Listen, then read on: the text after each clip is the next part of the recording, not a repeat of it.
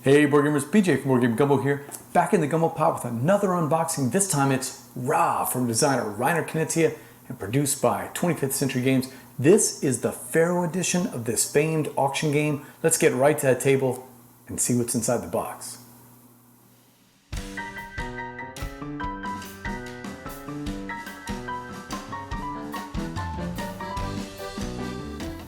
Let's take a look inside the box.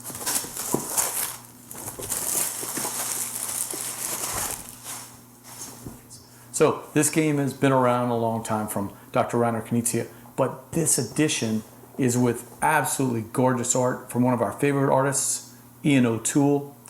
This, I think the game originally came out around 99 or 2000, but this is a 25th century edition, what they're calling the Pharaoh edition. So let's take a look, I'll put that right there. All right, this is pretty much everything you're gonna get in the Pharaoh's edition of Ra by 25th Century Games, including 5 of these player boards, but I'll get to those in a second. Ra is essentially a simple game. What we're going to be doing is trying to collect as many points as we can during the game. We're going to score over 3 epochs, and the epochs are marked by every time we pull a Ra tile and move the sun boat forward. When it hits the end of this, that'll trigger the end of the epoch. And we'll do some interim scoring at a time. After the third one, we'll do the final scoring. So what happens on your turn? There's only 3 things you can do. If you happen to have a god tile in your player board, these are worth 2 points at the end of the game if you don't use them, but you can spend 1 or more of them to grab any tile that's available from the board here. So that's a little tricky decision. Do I spend them to grab the tiles I really need to do my scoring, or do I hold them for 2 points each? That's the god tiles. Well, since those god tiles help you grab tiles from the board, how do you get tiles on the board? That's the other action you could do. Second action you can do is grabbing tiles from the big giant bag. Now, this works if this board is not full. There's enough spaces for 7 or 8 tiles, I can't remember. And if there's an empty space, you can grab a tile, a random tile out of here, and place it on the next empty space. So right now we got plenty of spaces, but as it fills up, this is gonna be, you know, the limit to how many times we can dive into the bag. Again, if you happen to pull a, well, I didn't pull in there. Yes, I did actually.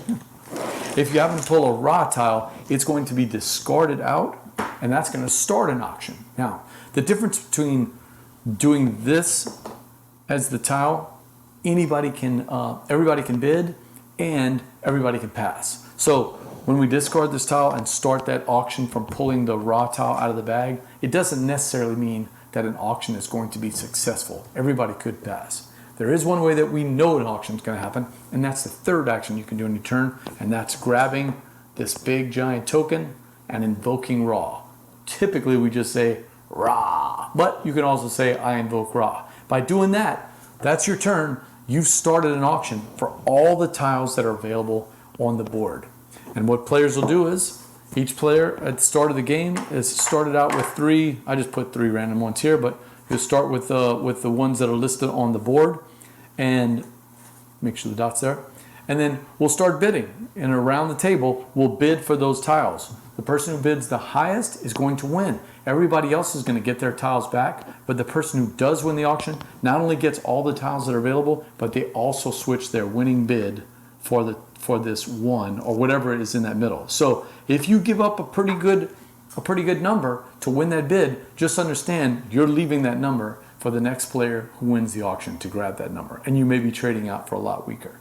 The nice thing about this player board and the bidding tiles is everything is just done fantastic. Look how thick these big wooden tokens are. They're big and chunky. Everybody can see what the bids are available on each person's board. The tiles themselves have been upgraded from cardboard, and of course we have point tokens that are all upgraded from metal. We have the 1s, 2s, 5s, and 10s, and they look amazing and feel really clinky in our hands. So this is all nice upgrades. The bag for the money, beautiful little artwork that we put the money in. Of course you have the giant bag for all the tiles, and the tiles themselves. We'll go real quick over the tiles. The tiles are where the action of the game is. The player board is fantastic because it tells you what each of those tiles are going to do. For instance, the purple monument tiles that come out, if you win those in auctions, if you can collect by the end of the game, this is the only set of tiles that is focused solely on the end of the game. You don't score during the interim epochs.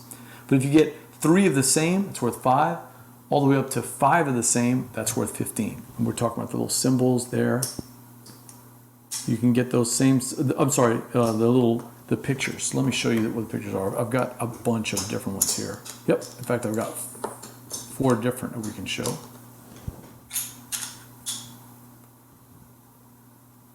Collecting 3 of the same, worth 5, all the way up to 5 of the same, worth 15. However, collecting just any tiles is going to help you. As if you get 6 different tiles of these monument tiles, at the end of the game, you'll score 1 point for each. But if you can get to the 7th different one, that's 10. And collecting all 8 different tiles, it's worth 15. And you don't have to remember because it's right here on your player board. These pharaoh tiles are next. Basically, what we're looking at is who collects the most of them. If you have the most at the end of the epoch, and we're going to score in all 3 of the epochs, you'll get 5 points. If you have the least, you're going to lose points. If there's a tie, then no one scores or no one loses points. So you want to be the winner on this one so you don't lose points, but at least you might want to generate a tie so that you don't lose any points. The water tiles are, to me, the trickiest ones. These will score for each epoch. For every water tile you have, for every flood tile you have, you're going to score a point for each of them. And if you happen to have a Nile tile with the flood tile, the Nile tiles will also score points, but they only score points if you have both of at least one of these flood tiles. So if you're going to collect the Niles, and there's a bunch of them in the book, in the box, if you're going to collect them, you just got to make sure you collect these water tiles too. Because if you collect 0 water tiles, the Nile tiles are worth nothing. The last ones are pretty simple. These coin tiles here, they're just 3 points. For every one you collect, it's going to be worth 3 points. That's an easy one to collect, a nice one to get. These are the god tiles. That's this part of the board here. They're just worth 2 points at the end of the game, but you also have the special powers. Then we have the civilization tiles, and these you're trying to collect 3 different ones. If you collect at least 3 different ones, you're going to get 5 points, all the way up to 15 points if you can collect all 5 different ones. But remember, if you collect none during each scoring epoch, you're going to actually lose 5 points. So grabbing one is important. You don't have to win. You don't have to collect all of them, but you want to collect one as soon as possible so that you don't lose 15 points over the course of the 3 epochs. All right, that's Ra from 25th Century Games. It's available right now, and we'll be playing it live on our Twitch Tuesdays channel. Check it out at twitch.tv/BoardGameGumbo, where we play your games live on Twitch. Until next time, laissez, le bon temps rouler.